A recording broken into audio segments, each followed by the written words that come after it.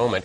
Well, the United Way of Greater Lafayette has not even reached the halfway point of its $5 million campaign goal, and the organization fears this year's goal won't be met. Nicole Kahn joins us now live. Nicole, what could be the impact if the campaign goal isn't met?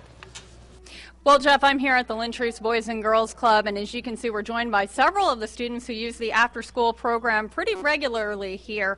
And this is just one of more than 20 organizations that the United Way supports in Greater Lafayette. And as Joe LePage shows us tonight, if the United Way does not make its 2009 fundraising goal, it's going to be children, programs, and places like this one that will suffer. It's a numbers game.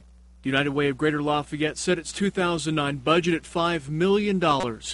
Right now, the organization is losing.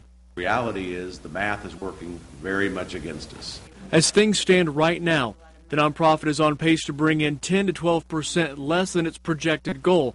That means between 500 and 600,000 fewer dollars will go to the 23 local agencies United Way supports. For example, members of the Crisis Center say if the goal isn't met, the center would have to cut hours. Tippecanoe County Child Care would have to cut down its staff. Barry Richard with the Lynn Treese Boys and Girls Club says they couldn't even afford to keep their doors open.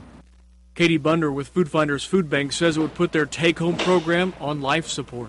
We can't deliver the backpacks, and we can't pay people to pack the backpacks, and we can't pay people to drive the forklift, to bring the food into the warehouse, to continue the backpack program and to expand the backpack program if we don't have the funds to fund our operating costs. Bunder and others say they have hope the money will be raised. Tony Albrecht says it breaks down to people who aren't affected, helping the ones who are. Joe LePage, News Channel 18.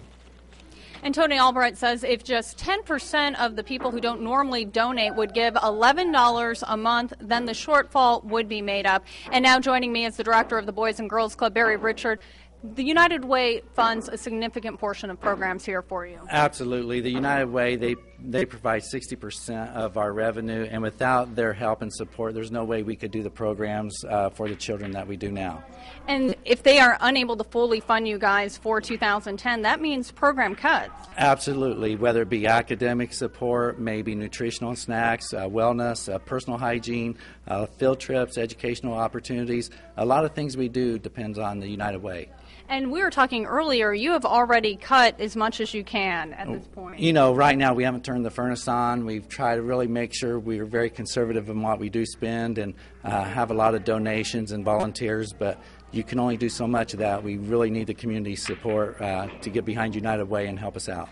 And this means not only programs that you have now, but new programs may not come into existence. Right. We have several ideas for new programs that would enhance the club, the organization, both sites, Beck Lane and North 10th Street. So we just need those to make it possible and happen for our community. Okay. Thank you, Barry Richard, the director of the Lynn Treese Boys and Girls Club. And a couple of the kids want to say hi to everyone out there tonight. Hi! We'll have more for you tonight on this story at 11. Reporting live from the Lynn Treese Boys and Girls Club, Nicole Kahn, News Channel 18. Thanks, Nicole.